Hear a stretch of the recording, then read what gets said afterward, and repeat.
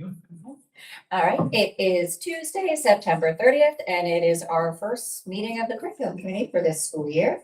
All members except for Kathy Piero are present. All right.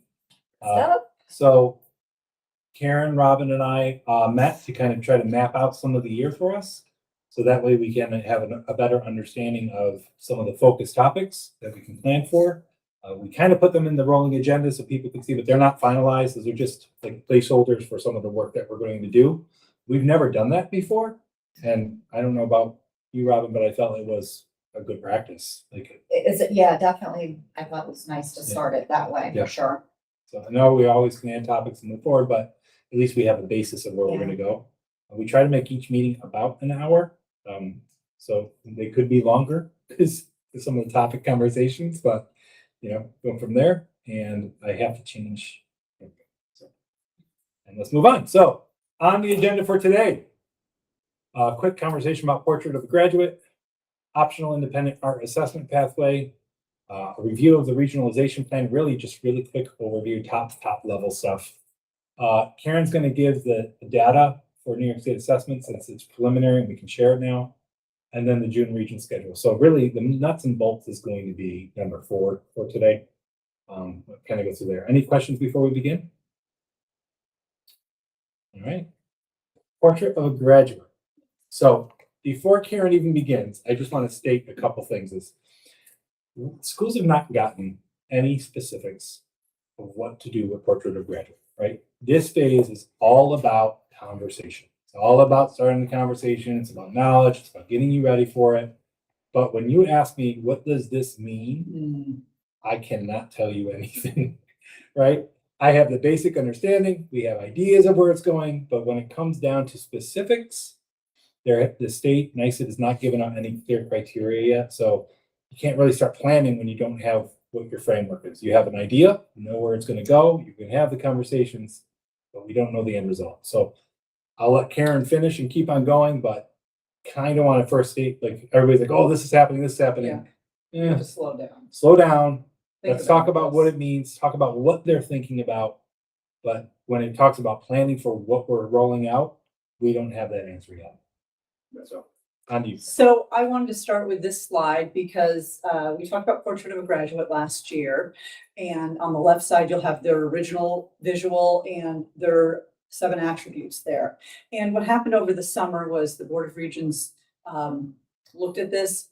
There's now that they've adopted it in July, but with this new visual and a little bit of a change there. So I just wanted to talk a little bit about that. You see the first 3 attributes there are included as recommended by the board. And we'll see a closer picture of that new visual to talk about in a second. Cultural competence, which was its own attribute, is really now called culturally responsive sustaining education. And that is at the heart. That is what everything is grounded in. So they don't have it as a separate silo. They have it as the center of all those attributes. Innovative problem solver has been encompassed already in what they're calling creative innovator and critical thinker. They've changed the name of literate across the content areas to be renamed academically prepared. I think that's a little bit broader, more generic, more encompasses more, just like they did with the social emotional competence, renamed reflective and future focused. That is a little bit broader. I even saw something in the notes talking about that could be, goal setting, and it could be physical education, lifelong learning, all these other things that kind of could be wrapped in that. Could we see the closer next picture?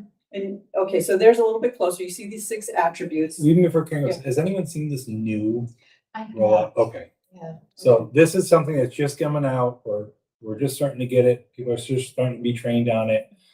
Administration's going in late October to a training. Lisa Cardillo's going. So this is new for where they're going. Yeah. And as Karen is going to go into, I just want to talk about when the cultural response of sustaining education. I mean, that's a huge shift. Like, that is the middle. That is everything we're doing.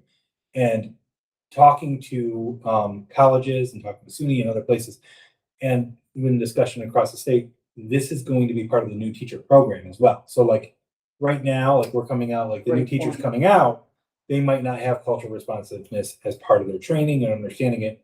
And we're giving training to those teachers coming in. This will be part of the teacher prep program. So what you're seeing here is also not going to reface what we do. It's also going to reshape what the teacher prep program is. Point. It's a really good point.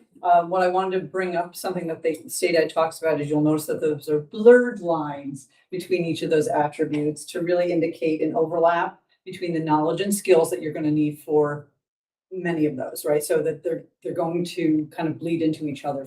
I'll give you an example because I'm not articulating it well.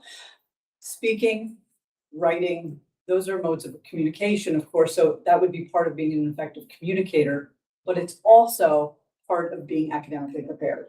So they like the idea of the interrelatedness of these. And again, to bring your attention to that culturally responsive part in the beginning or in the middle there, they did say a little bit, you want to know what to work on. That's the thing that you already know about. We've got materials out for, you've started some of this work, keep that up. Keep your culturally responsive. And if you remember, the state gave out a framework on cultural responsive sustaining education. Mhm. We use that to be able to guide what we do here, but that's something that they've already kind of banked on and moved forward with. Taking a look at this slide, the preparing the whole graduate, they are looking, forward facing here is what do we want our graduates to be able to go into the world, being able to do. They want development of real world skills, flexibility, creativity. And what that really means is encouraging and allowing for teachers to adapt their teaching to meet the needs of diverse learners, unique learners, making it more student engagement and motivation because we're providing this flexibility. They talked about redefining credit and learning experiences, meaning internships, capstone projects, project-based learning, portfolios, community service, those kinds of things being wrapped in there too. So you can see how that could be more motivating and allow a student to kind of go through a pathway that's right for them. But they haven't talked about How that looks. what money they're going to put in the training, how they're going to support districts to do this. Like, not to be the naysayer, but I'm going to be the naysayer a little bit is this is great. But how does a district, when we're not getting additional funds, the state funds are, for us, pretty little, and we're looking at taxpayers and how do we balance all this stuff and how do we do this? Right. So I think it's great. I'm just concerned with how do we afford to do all this and how do we do it, Practically. Yeah, practically. Because it's got to be equitable between districts. It's got to, Right. You know what I mean? You have to have a consistent type of thing. If everybody's doing things a little differently. And they talked about putting out rubrics, but none of that's ready yet. So we're waiting for that next. And I'm going to talk a little bit about working as a region in a few minutes about other things, but So it kind of leads into. it leads into that. But like, we have to find ways to maximize what we're doing, and economy of scale is going to be really important on this because this is a lot of work in my mind, and it's going to be a shift for people. Again, don't know what it looks like, but when it does come out, I think there will be shifts. Great. So I wanted to pull up that slide again. I know we looked at this last year, but Sorry. the diploma requirements, they did talk about a new credit requirement. They talked about, you might recall, financial literacy and climate education. But instead of having to be separate courses, it's more required instruction than required course. Now we already require career financial management class. So I feel like we're a little bit ahead of that. We're already planning for that. So I wanted to bring that up. Something Frank and I were just talking about, earlier today, regions are not going away. We know that that's a federal accountability measure that is going to be required. Now, whether or not that will be one way to demonstrate proficiency, and maybe people will still want to continue to use it towards their pathway. I don't know if that's an option, but it could be, right? It could still be one way to show that you've got that knowledge, but probably not the only one. A couple other little things, but probably not important because we don't have the specifics on. And I want to say this carefully, but I've done a lot of state initiatives over the 20 years that I've been an administrator. And, they give you a timeline. Yes. And not always are those timelines. Well, that's what I was going to say. You're They've already too- changed. So like, I know they say these things, but you know, and it comes down to practicality and working within districts and looking what it looks like. These might not be the time when it says 24, 26, it might be 24, 28. You know, Yeah. Again, we don't have anything yet to kind of show us where we're going. This is what we have. It doesn't give us enough. The climate ed was supposed to come out, information with that this year, and now they've delayed that because of funding for another year. So everything is, subject to what they can do and get created done well. And that was all I had. Well, you also shared this. The Yes. board need to know, which is very nice.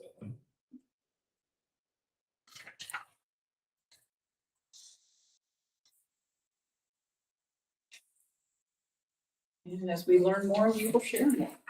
Any questions, thoughts? Karen, can you send this, do you have an electronic version of this? Yeah. Yeah, I'd like to send it to the full board. Sure. Thank you. Absolutely.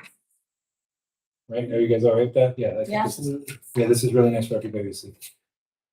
Thank you for getting this. Oh, the state gave it away. Yeah, I didn't think I that. was like, wait, it looks really nice, so thank you for bringing it. Like it would be, Yeah, oh, there's another one there? Yeah. Perfect. Yeah, let's send it up. All right, here we go. Independent Arts Assessment Pathway. Karen, it's all you again. So there's been a pilot for a few years with state ed for an independent individual arts pathway, and you may be familiar with that, you may not be, but you know about our graduation pathways. So currently, in part of the flexibility for graduating with the Regents, which we still are right now, and as Frank says, anything can change too. Students have 4 tests plus the extra pathway, which could be an extra social studies, an extra science Regents, an extra math Regents, could be a CTE pathway. The arts is another pathway. So a student who is interested in pursuing the arts, I want to speak specifically about visual arts because our new department leader, is an artist and our art teacher. So this is the way we are starting to learn about that and go forward with that with Ms. Wells. So it would offer students an opportunity for that pathway. But as you heard from a lot of what we talked about in Portrait of a Graduate, they're looking for flexible and creative ways to show those proficiencies. I don't think this is going away anywhere. I think it could be a seal, it could be another way to demonstrate with portfolio. So it's something that we think that is worth time learning about and investing and hopefully being able to offer in the future. Any questions about that, Kathy? You looked like you were going. No, I think it's great for our kids to have pathways that just allow them to focus on their interests and and for some kids, it makes the other areas of school that they more palatable. That's a good word. Those areas that they don't love. It keeps them invested in what they do love. Absolutely, because yes. Well, I think the nice change about working with graduate, the independent art pathway and all these things is kids are very good at playing school, right? They know that they come to school, they have to take these courses, they have to do this work. The real question is, what are they leaving that they can sustain and learn from school? So I think the whole thought process of changing all this is great because it will lead them to, instead of playing school, using school as a bouncing to be able to move forward. That's the shift we're looking I at. think that's a really good way to say that, because I'm thinking last year we did our first seal by literacy. Yeah. And what I watched as part of that, the way she presented and talked, that was just amazing. But that's real world experience. I know I have to go to PE. I know I have to do math. I have to take this course. I have to do this. And kids know how to get those grades in those courses and move on. But that's doing. This stretches you. But this isn't giving you that. You got balloons, right? Just in general in school is, if you look at school structure, it's very low on balloons, right? Yeah. You're not getting this higher You're level not always thinking, able maybe in the to do that. classroom, but the structures aren't there. Right. So I think this is a great way to start individualizing for kids. Again, I look at both ends of this is how the heck do we get to that end goal with where we are now? And it's a lot. Yeah, I think the individual pathways.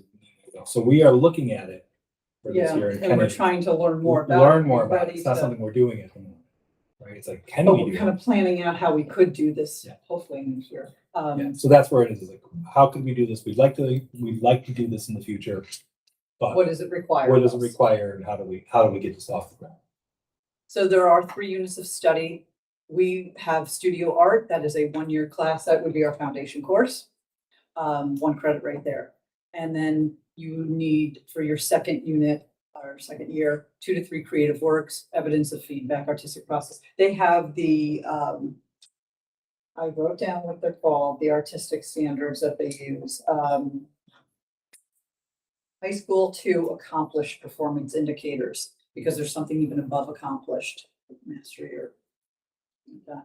But that's what they would be showing evidence of. And there's a number of standards, and they have reflections, and they have showing, demonstrating the process throughout their portfolio, and they'd be working with their art teacher along the way. So there's some data to keep track of and stuff, but the next slide will show, right now, I think, our current art courses, we have enough to get to those 3 credits. Now, everything under studio and art, except portfolio, which would be a whole year, I think anyways. Drawing and painting, we have a 1 and a 2. Right now, this year, we're just offering, based on numbers, 1 for drawing and painting, sculpture 1, photography 1, ceramics 1. But we have that curriculum. We have offered that. We do offer that often, that second part. So we have right there enough to do the 3 credits, which is great. I've talked a little bit to guidance, high school guidance, and they've been doing some pretty creative things, or they've been trying to look, for creative ways to get in multiple classes. So this year, I think it's sculpture. Instead of every day for a half year, they're doing it every other day all year, so that they can get that class in. For it might be photography and ceramics. Instead of 1 period is photography, 1 period is ceramics, and they offer it twice. They've got, say it's 3rd period. Photography the first semester, and that same 3rd period slot, it's gonna be ceramics the second, and then it's vice versa at that 7th period. So you could feasibly, take both if you were, and you had that room, or you'd have the opportunity to take either. So I thought that was pretty clever, trying to do that. I don't know if there's anything beyond that, but does anybody have any classes or questions about the classes, or we're all saying that at this point? Again, we're just learning, really. We do have, I will mention one other thing, 2 districts, Ravenna and Bethlehem, who have been very helpful in providing a lot of information, and templates and ideas for how we could go about. So I feel really good to know that we have 2 districts that are very good to kind of visit and learn from. So the goal will be, hopefully we can offer this next year to our students. And it's something that we have to submit to the state, we have to get approval for, so it's not just we can do it, we have to get it. Right. There's the steps, but we want to slow down, really investigate it with our department chair, leader,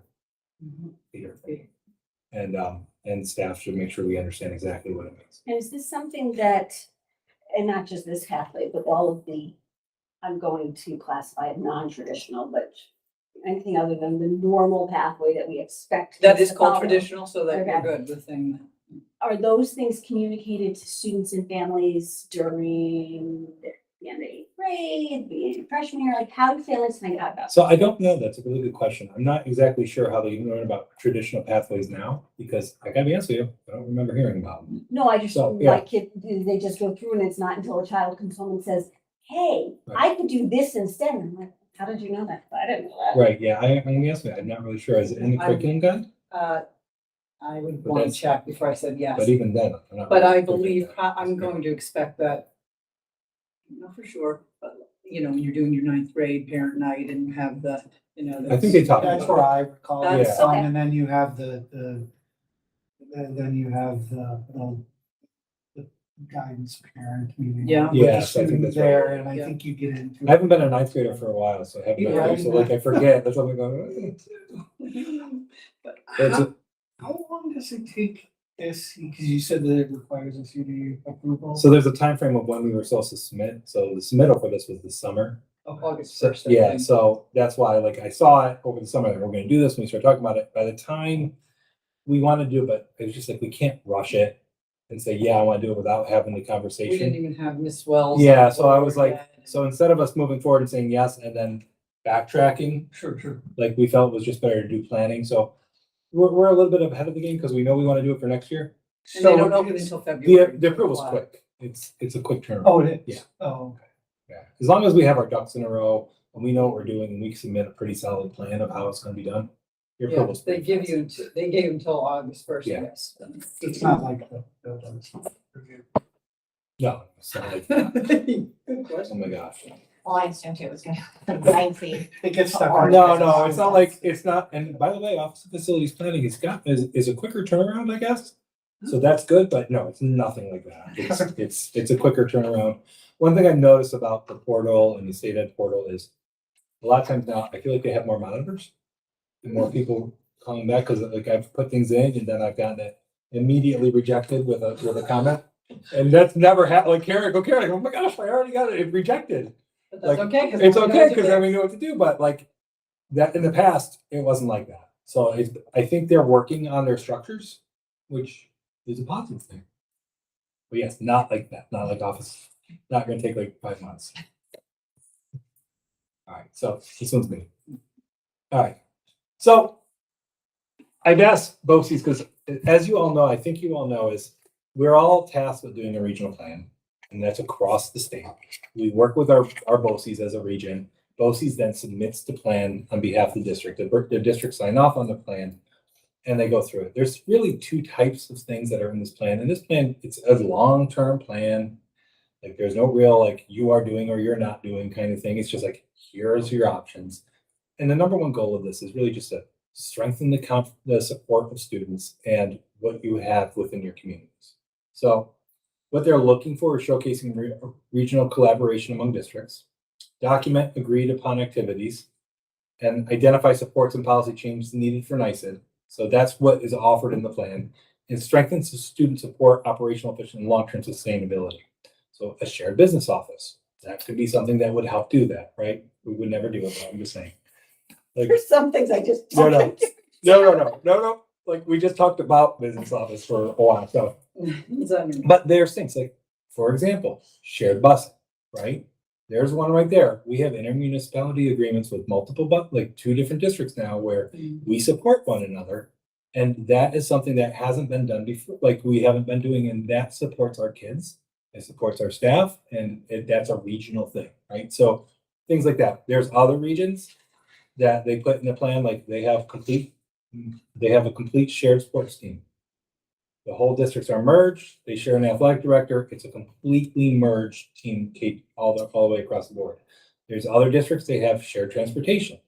We could look at, like, we could have our buses, someone else could have theirs, but we could have a shared mechanic, right? And do 2 different shifts. There are options there. None of those things are in the plan, just so you know. Just so you- There's nothing there at all, but those are things that people have put in the plan because they're already doing them. So. And some of the things that we talked about is suggestions to NICED about how to help support policy changes, how to do those things. So not only the regional, but how do we make it better? So there's 2 structures. Item districts have agreed to work on together, like it exists in partnerships. We have not really done much of those. And then regional activities. So regional activities, the equity group, that's something we're a part of. We talked about doing a portrait of a graduate conversation. So we're doing a regional supports for portrait of a graduate. So things like that are what we're going to lean towards and lean on. You know, supporting one another, exploring opportunities for shared opportunities. That's something we're looking at, like committee-based ideas. So that's where we're signing off on, because right now we don't have mergers. We don't really do a lot of that stuff. So, and I'm not going to guarantee that we will, but I will guarantee that we'll explore and look into those things. And then the other idea is regional ideas. Items district would pursue resources, legislation, highlights opportunities, and scalability. So these are more suggestional things and more things that most districts will sign on to. We all have to do a district certification. So basically I have to sign off as superintendent stating that, yep, we understand that we're going to work as a team. We understand that this is something that has 24 superintendents, 23 actually, that we work together and have these discussions regionally to support one another as students. Really, here's like what we've worked on, and this is kind of where we are. So first off, we had the regional convening. That's our annual retreat that we do. Talked about key components, key ideas. And this is something that they have to report to NICEP as well. We have to have ongoing meetings monthly with our chief school officers to talk about that. And then what we're going to do is we're going to draft work sessions. We're going to look at those, and then we're going to work together as a group. So that's where Karen's going to start getting involved. Other departments might get involved. Like, this is where we're going to start bringing more people into the conversation, into the thread. And then, as you can see, we've done the plan submission to NICET, and we're there. Highlights. Regional develop activities. There's groups that already have special education groups, like where they share special education.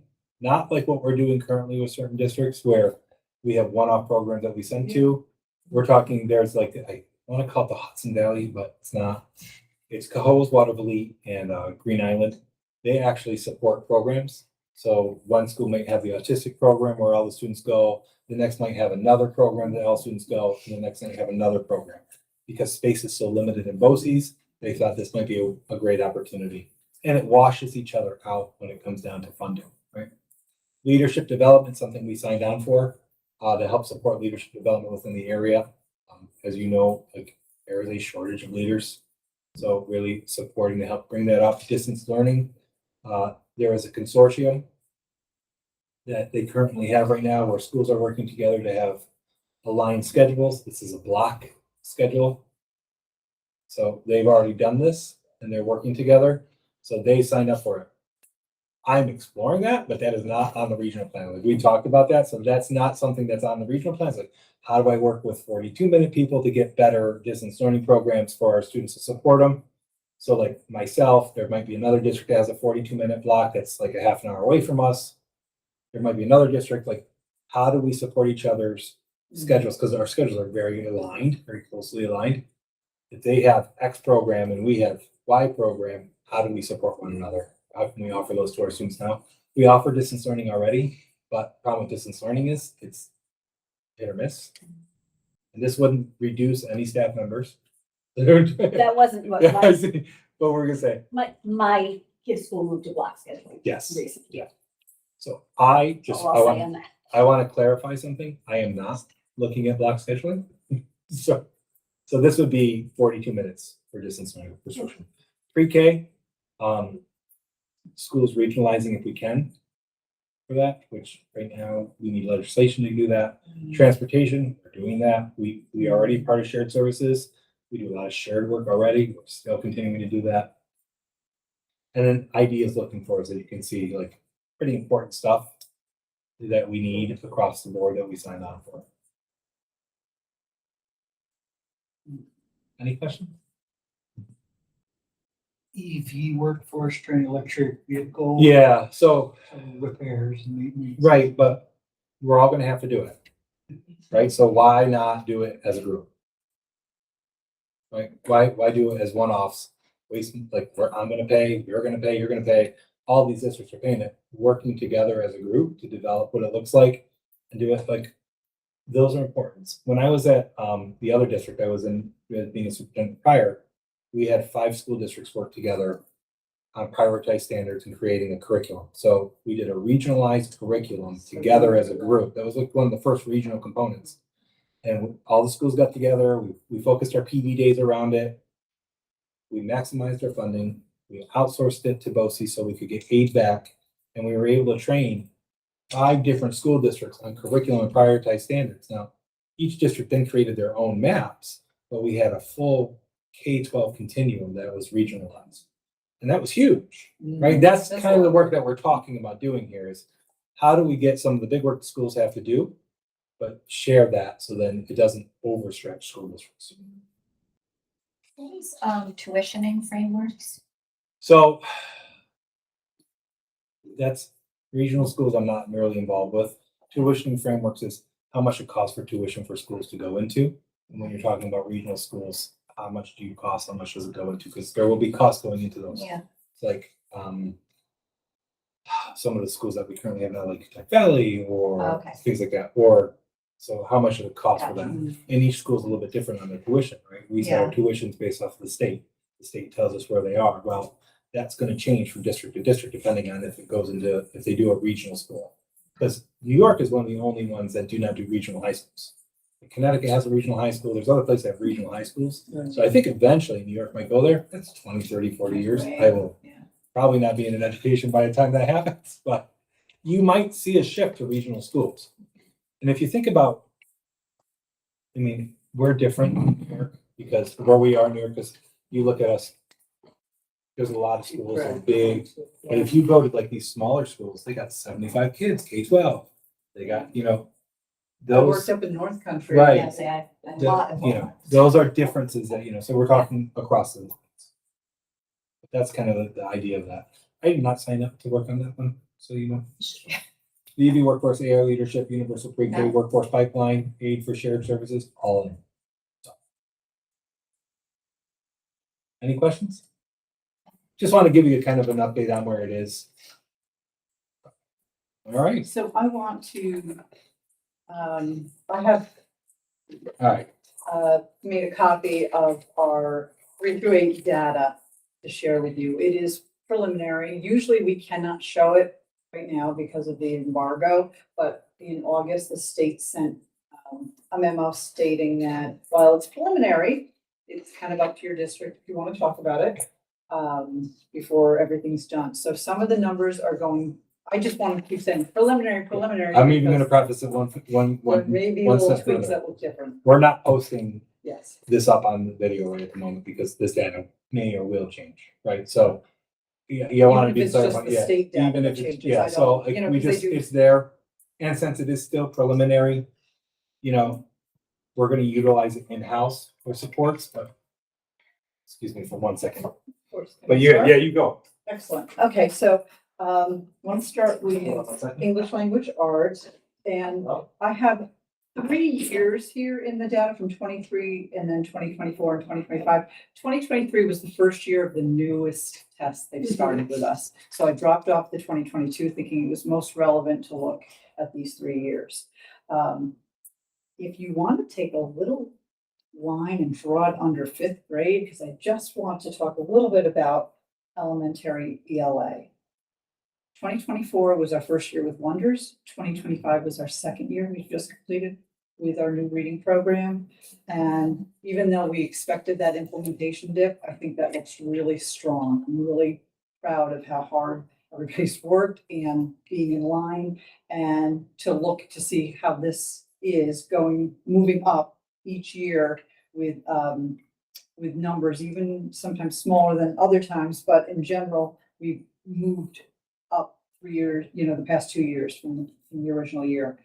I would also say if you look at it in terms of the cohort, so if you looked at 2023, the 3rd grade cohort, moving from 3rd grade to 4th grade with our first year of Wonders and 4th grade to 5th grade with our second year of Wonders, that's really nice to see. And if you look at 2024 in 3rd grade, and then look at 2025 in 4th grade, that looks real nice too. Kelly, you just. Okay. I hesitate to one put to my, I notice, you know, 5th to 6th grade seems to be So, yeah, this is, something must be changing in that exam than how the exams are so prior years that all of a sudden it is such a challenge for us. it is a challenge. And, you know, it's also worth looking at regionally too. How are we doing there? We want to dig a little bit deeper because having 3 years in a row, there may be 1 or 2 standards. You know, sometimes when we look at the heat map that shows a standard or a question, where you can say, oh, we were a little below the region, or we're a lot of below, but it's just 1 year, it's not so meaningful. But when you see a couple of years of that, so, you know, they just did their data at the secondary level in September department meetings. We're going to spend a little bit more time digging more into that because that's exactly what kind of stands out to me as well when I look at that. And I checked the numbers. We do have, you know, still pretty large numbers of students taking, especially in 6th and 7th grade. 8th grade goes down a little bit, but, you know, still 70 kids took the 8th grade ELA. So, you know, that's a good chunk. And below that, you can see what the state is telling us their average is going to be, their proficiency for the state. So you can kind of compare us this year to the state this year. So again, there's, maybe an area that we want to look at a little bit, focus a little bit more on. On the next side, we have our math. Math is always a little tough because you know what eighth grade looks like. We've pulled out all of our algebra students. And we have a lot of students who stopped taking in eighth grade. So, again, elementary looks really strong there, I think. I did an average of all 3 years and all 3 grades for math for elementary, 74.4%. That's really nice. It's not once or twice where it's hitting in the 70s. So almost 75% for all grades for all those 3 years. I thought it was very strong. Did we accelerate grade 7? We Yeah. accelerate in grade 7. Yes, that's where we started. Do those grade 7 students still take the assessment? In 7th grade, yes, they did. I'm a little surprised at the state in comparison to us. Yeah, again, preliminary, maybe Yeah. there's something wrong with that, right? Right. And just to have a couple grade levels there around or below the state surprises me. So, that's why I'm not posting just yet. We wanna make sure we see where we're going with that. When I looked at grades 7 and 8 math for 3 years, just those 2 grades, the average was about 62%. Just to tell you when you take that grade. Now, next is science. We know how hard that science exam was. 2024 was our first year with the new science exam. Elementary killed it originally, right? We did really well. We were written up in the paper for doing really well. We already knew we did well. But it was hard. It was very hard. It was very hard at our middle school. You can see we had 42% proficient. I am so proud and excited to show you the 2025 results, both elementary and the middle school. But I really do want to give a shout out to Jess Bradshaw, our department leader for science. She worked with Lisa Sicocchio, that's our BOCES coach, and our entire middle school department.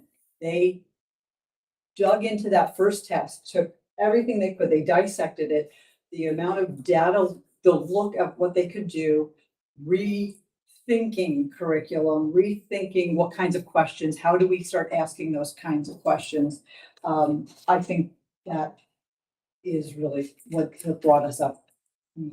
That's huge, 30% higher number. That's huge. That's huge. And when I look at the state, if these are accurate, they're telling us 44 and 45% or something, I think.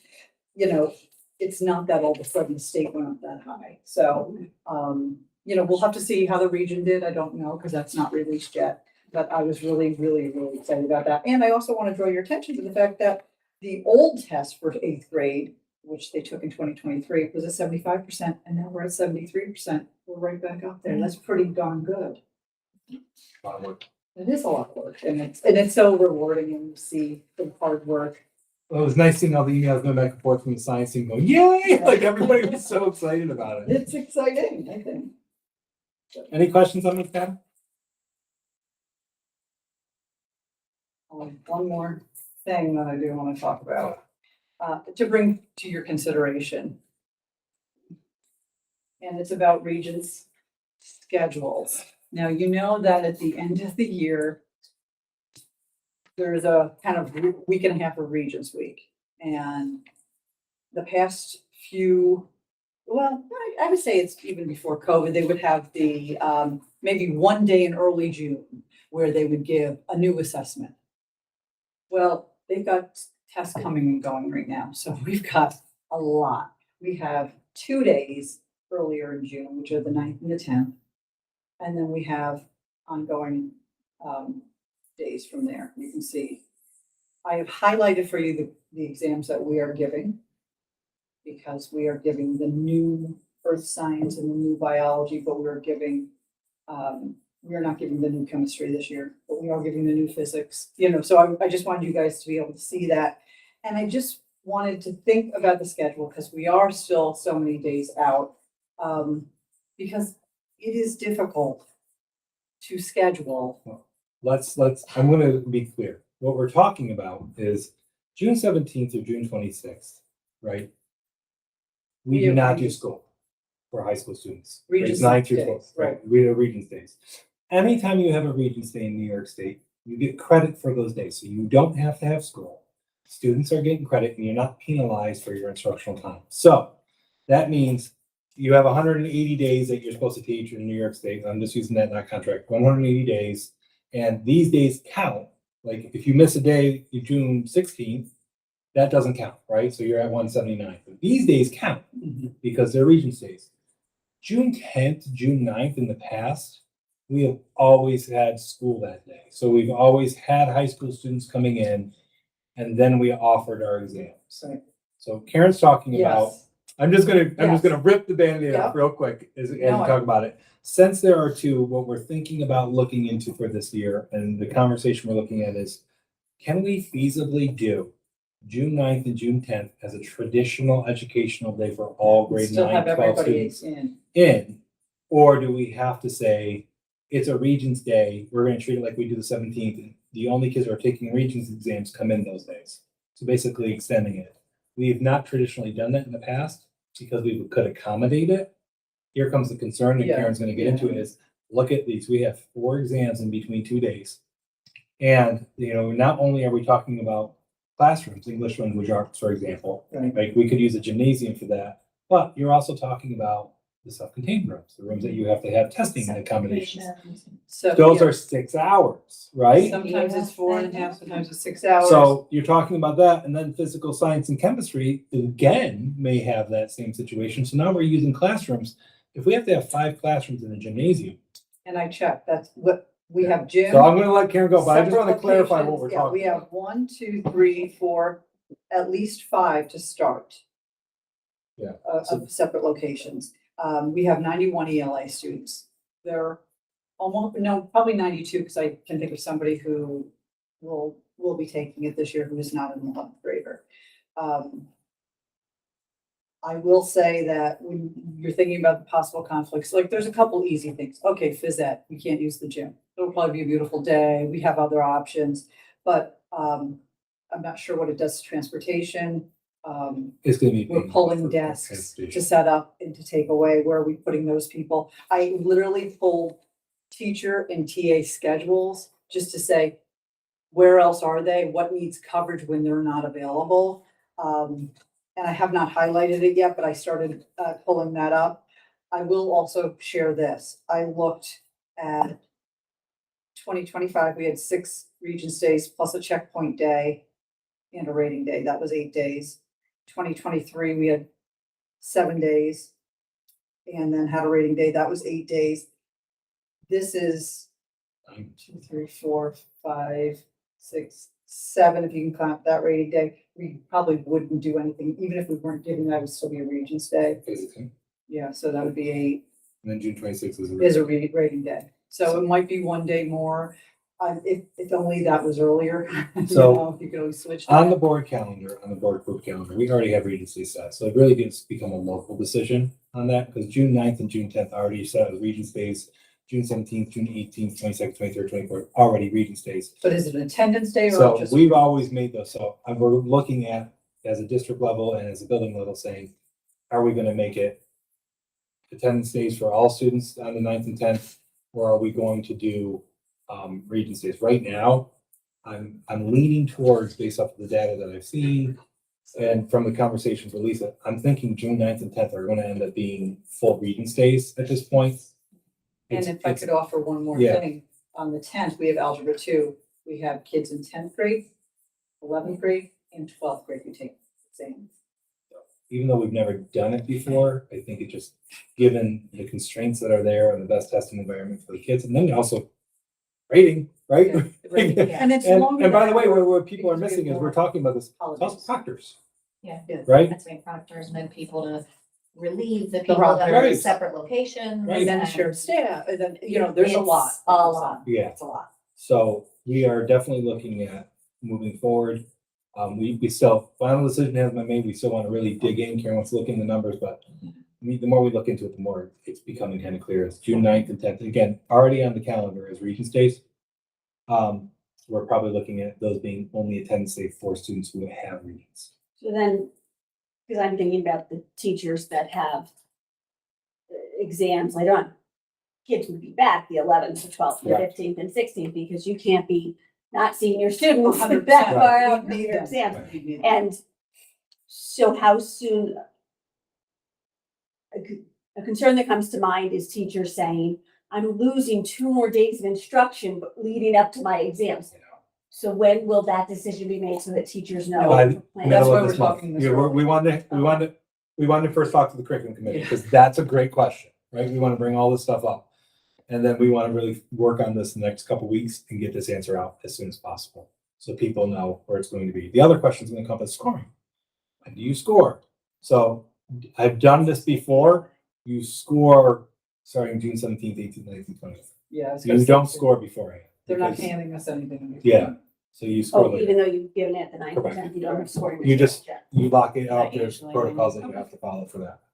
So, but I agree with you, Kelly, like, if we're gonna lose 2 days, and you know what? If Well, we that's why I tell was them, checking my calendar. and go, Yeah. Well, there's 4 more instructional days so that, but if we lose them now, people, we say no, right? But maybe the question comes up is, do we offer, Well, you're losing 2 days. maybe we give an opportunity for review classes if somebody wants to work on it. I've done that before. Yeah. Like, that's We've assuming done the that. teacher's not assigned somewhere. well, right, but if the teacher wants to do it, we maybe work through our schedule sooner than later. And like, I've seen that before too. So I think you might have like 2, Robin, like where a teacher might want review and you bring them in with the kids. Yeah. Like, we've done, you can be creative. As long as it's done early. So, I think we're gonna look at changing what we've done a little bit, just because the ELA alone. When it's one test, it's one thing, but to look And at 3, 4, yeah. the one we won't. Well, we're not doing the chemistry, right? 3, sorry. That's a lot. Do you know how many, because you said it's a 92 students, are you thinking? I think it's 92. I think there's 85 for Algebra 2, which is a large group for us this year. Well, and again, spanning many grade levels, so you're already Yeah. pulling kids from multiple of the classes. 45 11th graders, And then 31. physics, there's probably not too many. Physics, there's about less than 20, I That's think. it. That's not easy. It's too bad. Well, I guess it's not English and Algebra 2 aren't on the same day so that you aren't impacting. Because But, that's, That'd be a lot for some. but No, that's the I- problem, like I- the grade 11. It- that's- it's It's done that way for a ELA reason, I tells, understand. Any other questions? Okay. I'm going to stop recording. Okay. If, yeah.